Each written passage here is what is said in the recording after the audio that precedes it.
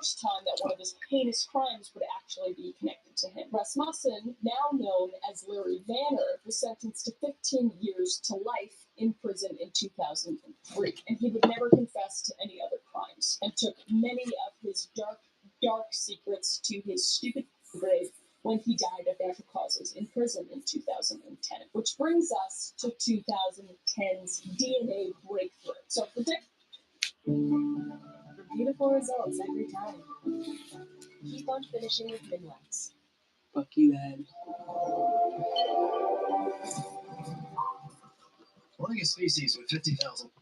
For decades, the Bear Brook murders remained unsolved, the victims unidentified, and it wasn't until the 2010s that forensic genealogy began to emerge as a powerful new tool in criminal investigations that the case finally started to crack. So authorities would obviously revisit the Bear Brook case using DNA technology to try and identify the victims. And the results were shocking to say the least. The DNA testing would link the women and two girls to be Marley's Honeychurch and her two daughters, Marie, who was 8 years old, Hola, ¿cómo and Sarah, estás? who was 11 months old. And in 2016, they were also I able don't to say that. identify a family member for the fourth body. I don't know why. The middle child. And Terry Rasmussen is actually this little girl's biological father. So her biological father murdered her and then stuck her in a barrel. I'm watching true crime. I still don't understand how people are this evil or just, I don't know. Investigators now had a name, and with it, its horrific history began to emerge. 2016, in addition to being the year that the Something middle child was sad happened. identified as Terry's daughter, strangely was also the year that the police revealed that Rasmussen's former friend Denise Bowden is considered missing. A staggering 35 years later after she was last seen. What? And she hasn't been seen I'm doing since, good. and authorities How about you? naturally believe that she was likely killed between New Hampshire and California by Terry. So luckily, they found that Terry was the person that was behind these murders, and I guarantee several more, knowing his backstory. It's kind of shameful and sucks that it took them so long to find that second barrel as well, but what a horrific way to go, and what an actual piece of shit. But yeah, who's to say how many other victims that are out there, and what other secrets did he bring to his grave? So the case may be solved now, but the world may never know. People who watch true crime probably know how to get away with a murder now.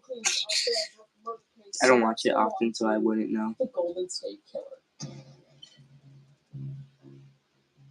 In a quiet suburban sprawl in Sacramento, California in 1976, the residents of Rancho Cordova were blissfully unaware that a predator was lurking in their midst. And the area was a picture of middle-class serenity, tidy lawns, friendly neighbors, and a sense of security that was to be shattered by a series of crimes so brutal and so chilling that they would forever change this community. And things would begin relatively tame compared to what they would eventually become. In Sounded because I'm 1973, tired. burglaries and thefts began to become relatively common occurrences in Visalia. I don't know if I'm saying that right. Homes I were watch it broken only like into with startling frequency, leading to the 8 person times a week, perpetrating these crimes being dubbed including the weekends. Visalia ransacker. But this wasn't your average burglar, because things of value weren't necessarily the target. He would rather target empty homes, and rather than plunder them for valuables, he would gather women's underwear and scatter it around on beds and on the floor, and even meticulously arrange it into creating patterns. Sounds like my aunt's. I'm just kidding. That's a joke. So he would steal items that didn't necessarily have monetary value. I don't like that bullshit snap. I like actual good true crime, not random ass man you never heard of killed this random ass wife you've never heard of. Of a pair of the victims to discover later, which is so psychological. These are fucked up people that you've never heard of, and sometimes that you have. Being stolen, sparking the worry that this individual may become violent over time, and these fears would not to learn their backstory. Otherwise, a creep or a peeping Tom would commit crimes that would earn him a new nickname. And meticulous planning would become a key element in the serial burglar's crimes. He would know the layout of the houses and exactly where the victims slept. And the first break-ins were mere burglaries, but then the crimes escalated. As these crimes seemed motivated in nature from the raiding of women's underwear would become. So on June 18th, 1976, in Rancho Cordova, a woman was awakened in the dead of night by a masked man standing over her bed.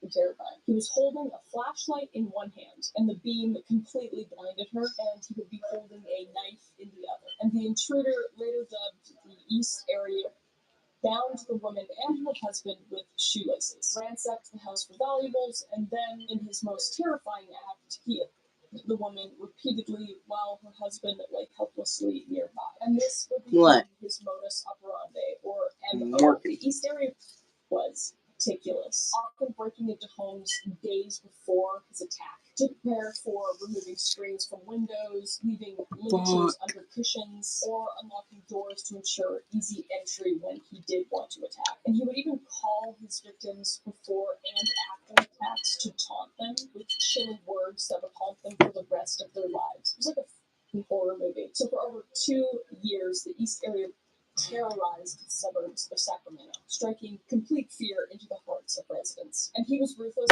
You just scared I know how to get away from murder. The men to lie face down while he was brutalizing the women. And something extremely strange was that he would too bad I don't have the balls to murder. The men's backs that were lying down, technically so he do, could but hear them if they started still, to move. And I don't have the guts.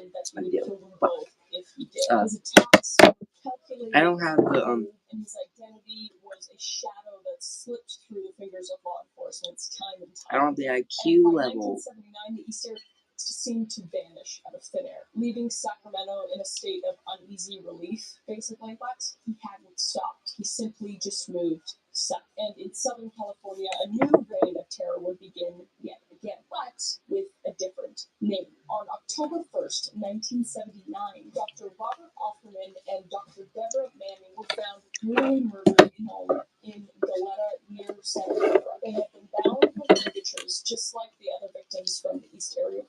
But this time, he had escalated. He actually shot both of them this time. And the killer's methodical nature was evident in this crime. There was no sign of a struggle, and he had taken his time, just as he did during the in Sacramento. And this would mark the beginning of the original Night Stalker, a moniker later replaced by a more infamous name, the Golden State Killer. And the attacks were no longer just grapes. They were murders. I am making plushies. In 1979 and 1981, the original Night Stalker committed 10 known murders across Southern California. One of the most horrific cases happening on March 15, 1980, in Ventura. Lemon and Charlene Smith would be found bludgeoned in their home. The killer would use a log from the fireplace as the murder weapon, and like his previous victims, they would also be bound. The crime was completely shocking in its brutality, and the police were completely at a loss. I watch an ass ton of true crime. The escalation of the murder, of course, I know how to murder. And in July I'm not 1981, gonna. Fuck. Of the original Night Stalker, Drop my hat glue then. Patrice Harrington, a young couple living in Dana Point, and their bodies would be discovered by Keith's father, who had come to check on them after they missed a family event. And they too had been bludgeoned to death in their bed. The killer would leave behind no fingerprints, no clues, just a trail of terror. And throughout the 1980s to 1990s, the crimes of the East Area and the original Night Stalker would haunt law enforcement because it started to basically go cold. Detectives in Northern and Southern California would struggle to find leads. They had composite sketches, descriptions from survivors, and even a few recordings of the taunting phone calls, but nothing led to a suspect. The killer at this point was basically a ghost. But in 2016, a new hope would emerge. So 40 years after the first attack, the investigation took a groundbreaking turn. The advent of DNA technology linked the crimes across California, proving that the East Area and the original Night Stalker were one and the same person. A serial killer, a burglar who had evaded capture for decades. But while the DNA linked the crimes, the killer still remained unknown until a novel idea was proposed. Investigators returned to forensic genealogy, a method that uses DNA to track down family members and eventually identify a suspect. So they would upload the killer's DNA to an open source genealogy website, hoping for a match. So it was a long shot, but it was the only shot they had at the time. And on April 21st, 2018, after months of investigation, law enforcement descended onto a quiet suburban neighborhood in Citrus Heights, California. Their target was a 72-year-old man named Joseph James D'Angelo, a former police officer who had lived a seemingly normal life. But the DNA didn't lie. Joseph D'Angelo was the Golden State Killer. And D'Angelo had lived in the shadows, hiding in plain sight for decades. He had been a police officer during the time of the East Area attacks, using his knowledge of law enforcement to evade capture, which totally makes sense. And after being fired from the force in 1979 for shoplifting, what? You could evade capture from raping people, but not from stealing sunglasses from Walmart? What kind of criminal are you? He continued his reign of terror in Southern California. He was meticulous, cunning, and patient, and when the killing stopped in the mid-1980s, he just faded into obscurity, living out his days as a family man, a father, even a grandfather. Oh.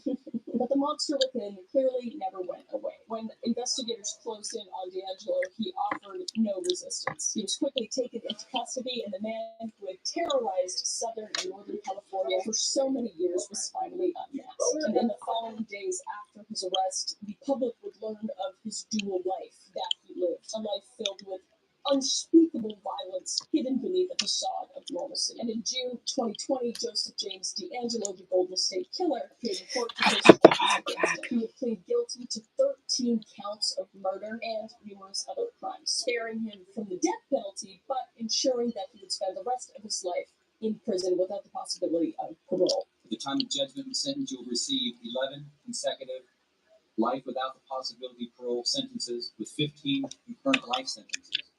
Additional time, as stated, for the weapon enhancements will be imposed as mandated by law. You will not be considered for any other sentence. You understand, sir? Yes. I hope you're rotting in there, bitch. All right. And during sentencing, survivors and family members of the victim were able to confront the man who brought such suffering into their lives. D'Angelo once feared a predator, and now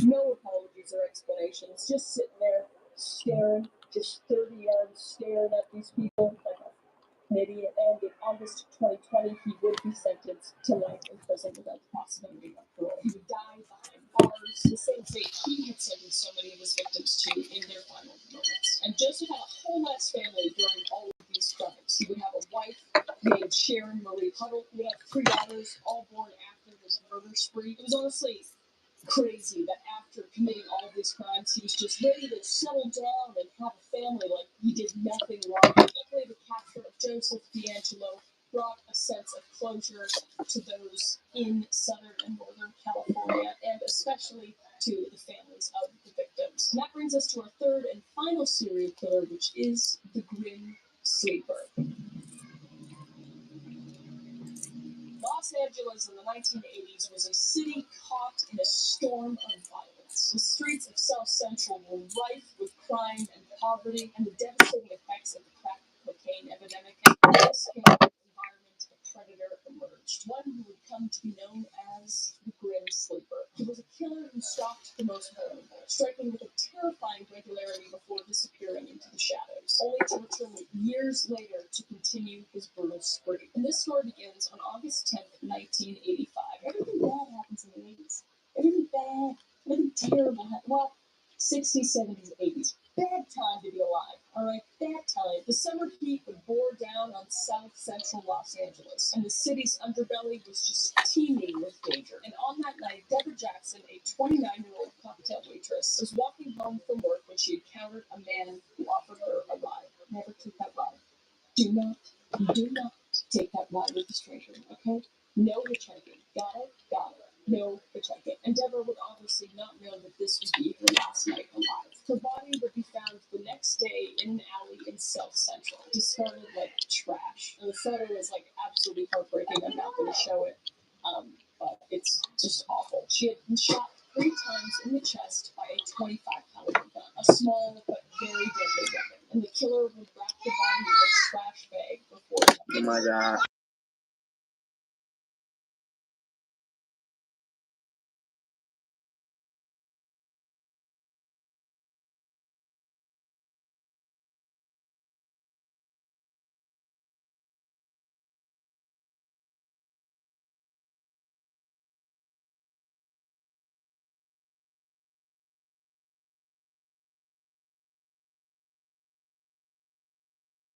Sorry, my friend was a whole bunch of dicks, and no, I go live every day, but decided to just scream and yell anyway. There are so many Tina Feys I could be. So I hired body doubles. Indoorsy Tina loves a deluxe suite. I hate ads.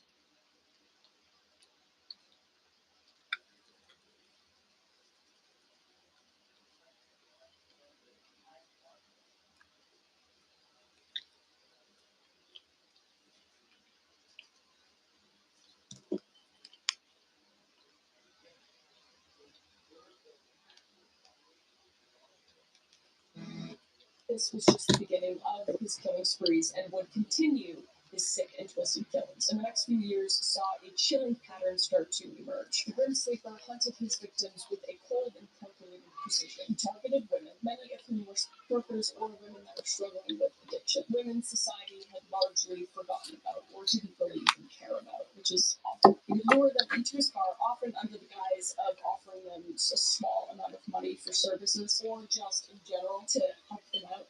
And once they were inside, he would strike, shooting them with the 25 caliber handgun before dumping their bodies in alleyways and behind buildings, wrapped up in trash bags and discarded like objects. But one of the most haunting aspects of his killings was that he didn't actually kill them immediately. He would take his time, oftentimes sexually assaulting them before delivering the fatal shots. And as if he were mocking the authorities, he would take photographs of the victims, capturing their last moments alive. It would be a sick trophy for his crimes. And by 1988, 8 women would be murdered by the grim sleeper at this point. And the LAPD, the Los Angeles Police Department, had started to notice a pattern. Find only 8? It took you 8 to notice a pattern? Wow.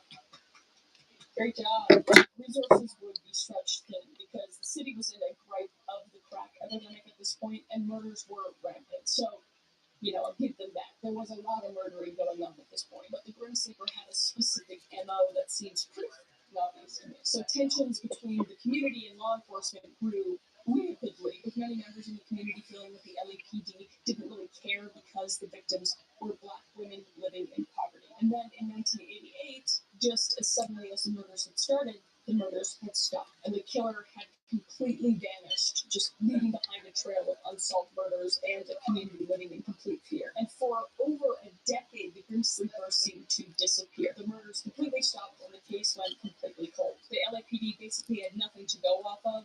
No witnesses, no fingerprints, no evidence, basically. Just a handful of bullets and a pattern of violence. But the LAPD hadn't forgotten about the Grim Sleeper. They continued to investigate it quietly, piecing together what little evidence that they had. Meanwhile, the killer lived a seemingly ordinary life. Lonnie David Franklin Jr., the man who had later been unmasked as the Grim Sleeper, blended in perfectly with the South Central neighborhood. He was a former sanitation worker and mechanic for the LAPD. It's always in the cops. It's always, they always know the cops. They love knowing the cops. Known in the community as friendly, helpful man that helped fix cars and socialize with his neighbors. He was a husband, a father, a man who hosted barbecues and helped friends with their vehicles. No one would have suspected that this ordinary man was hiding a monstrous secret. And in 2002, after a 14-year hiatus, the Grim Sleeper would return to the streets of Los Angeles. His first known victim during the spree was Princess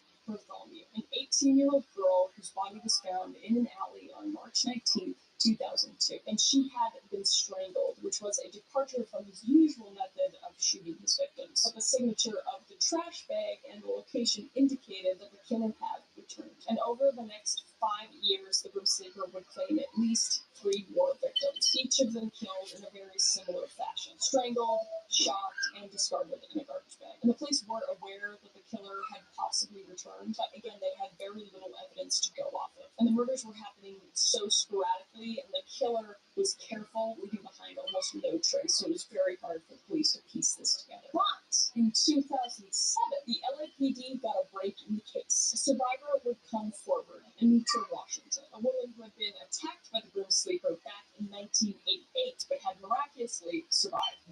I'm looking out the window every hour. I was not paying a bit of attention. And he said something, and I realized, I said, stop. As soon as I turned, it went off.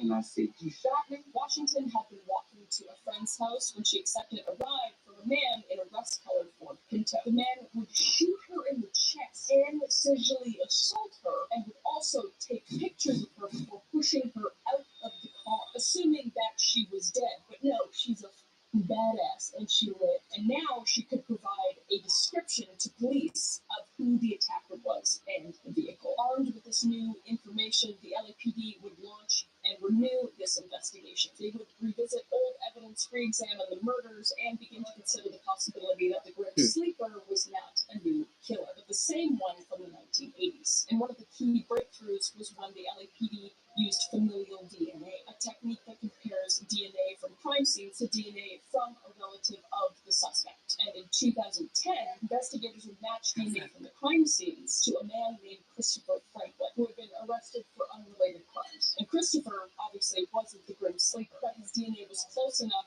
to suggest that a male relative was. So the police would quickly zero in on Christopher's father, which was Lonnie Franklin Jr., who lived in South Central, right where the murders had taken place. And they would begin to surveil Franklin, gathering evidence that would eventually link him to the crimes. Detectives would retrieve a discarded pizza crust from Franklin's trash and would test that for DNA, which I think is really ironic and hilarious that he was arrested for something that he put in the trash, like he treated those poor innocent women because he was a piece of trash. He was a piece of trash. We're a piece of trash. Franklin. Anyway, and on July 7th, 2010, the LAPD finally moved in on Franklin, and he would be arrested in his home, where investigators would find a trove of evidence, hundreds of photos of women, some of whom were never identified, unfortunately, and items belonging to the victims. Franklin had kept these macabre souvenirs in his home, trophies of his brutal crimes. So when he was doing barbecues and fixing people's vehicles, these trophies would just be sitting in his house. And that is so disgusting to me. So the LAPD would then interrogate Lonnie Franklin Jr., where he continued to act ignorant to the entire process. Unsure why he was there. He didn't know any of the victims. And he even played dumb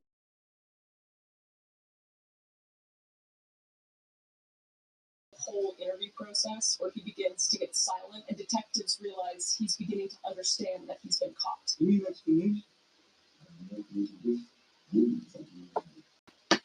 So you're just saying that you got pulled down the no. You know what the news calls you? You tell me what the news calls you. But I'm damn well you know. I mean, you watch the news today, you watch TV. What do they call it? Reaper? The what? The Reaper? The Grim Sleeper. That's all on TV. I don't TV. They should be on TV in every room. Oh, there you go. Ray from the studio. We're absolutely somebody today.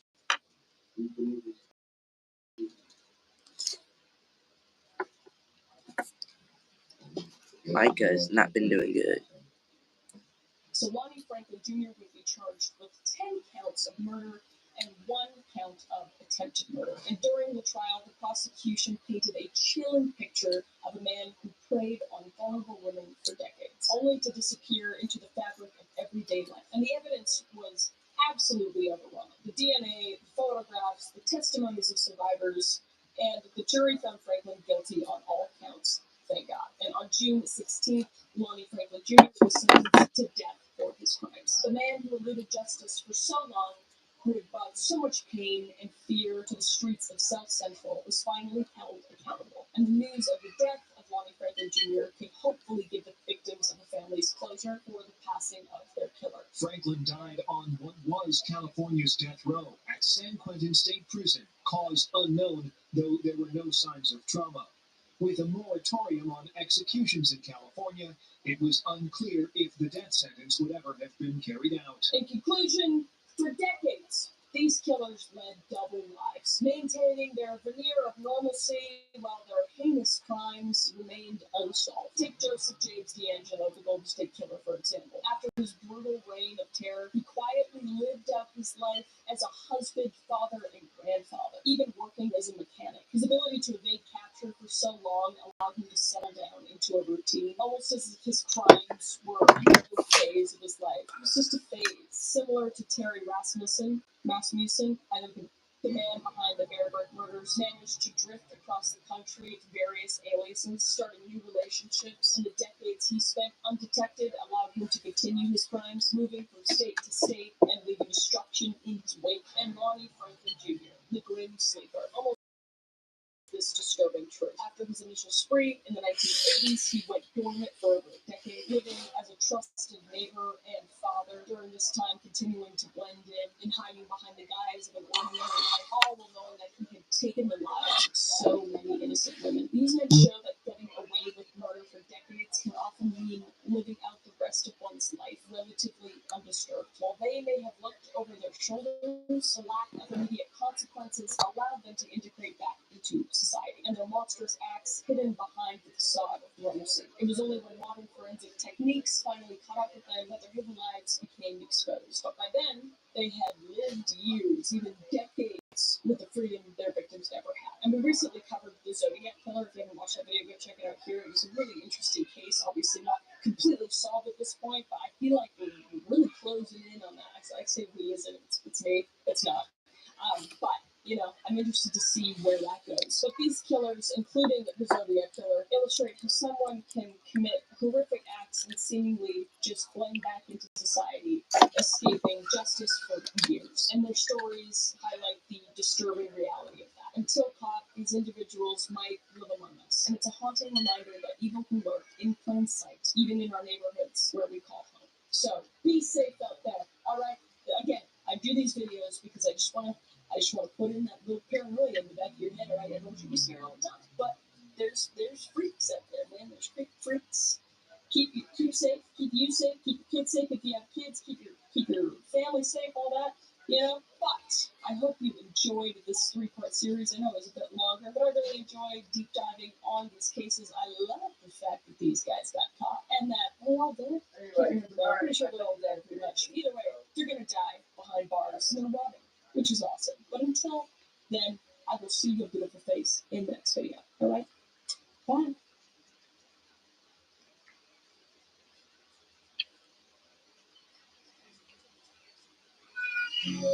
Jason Carr was curious features of speaking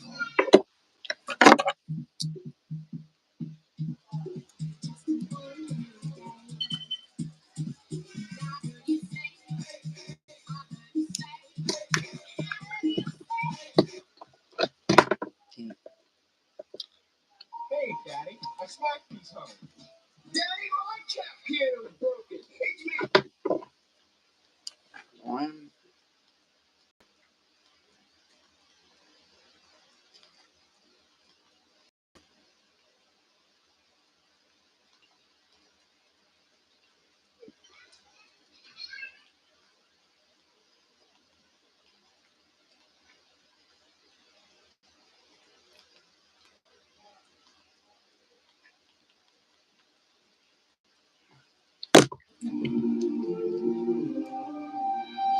These thoughts as this light exposing, cozy, search your right.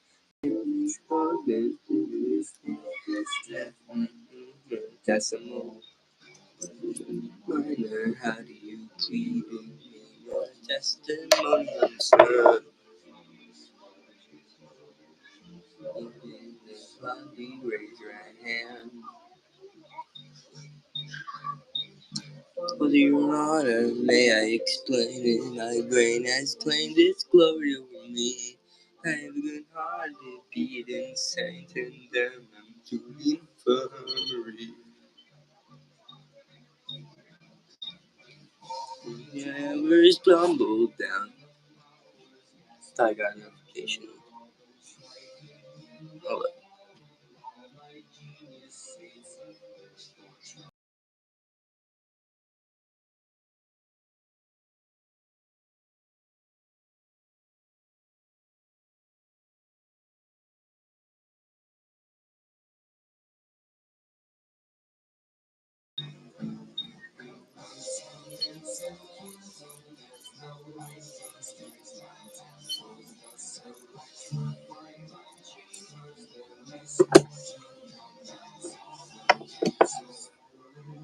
My Majesty, I beg of thee, have mercy on me. I would but a boy, you see, beg of thee, have sympathy for me. Left him to see what the serves like a while, and give it all they got, and you give it all they got, and you give it all you got back around. See how the brain laid around. Oh, inside a hole you couldn't see. Oh, inside someone help me understand what's going on inside my mind. Doctor, I can't tell if I'm not me.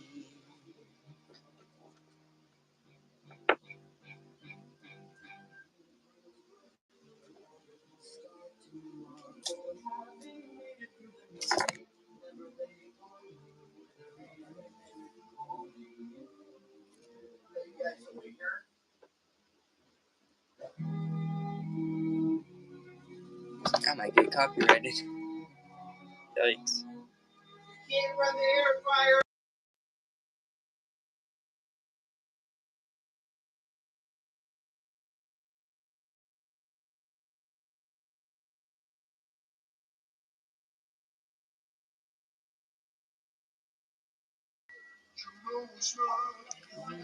So shot at the sun with a gun. Shot at the sun with a gun. Shot his rarely one only friend. In the gallows of the ghetto, town in the meadow, in the under the sun, in the time of the new one. Do you understand the mechanical hands are the ruler of everything, ruler of everything, ruler of everything.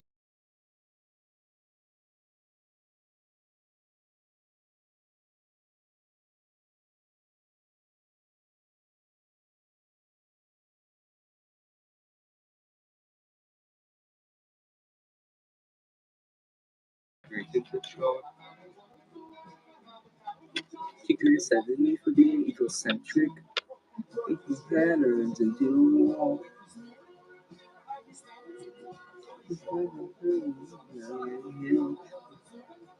Triple into the kill. Renee, middle line, metamorphic escape. Oh no, no, yeah.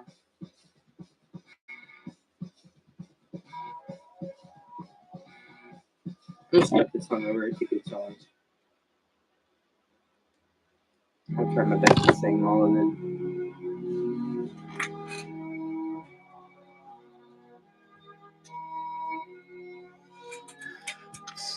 Ugh.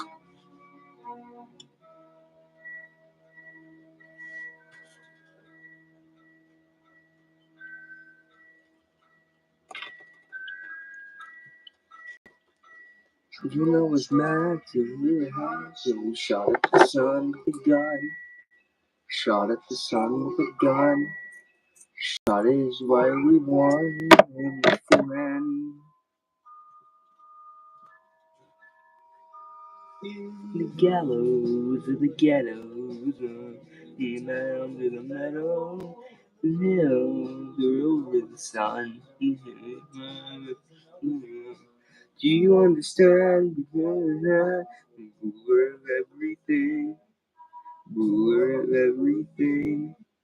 I'm the ruler of everything in the end. I see you too.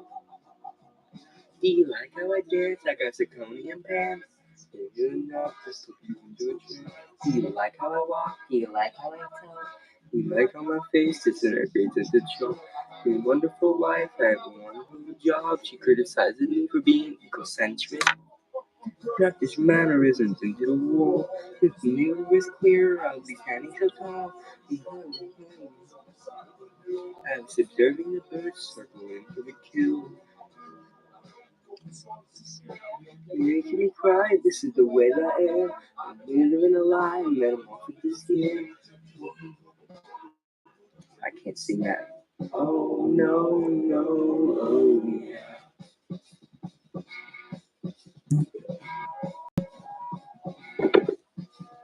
Nice slide.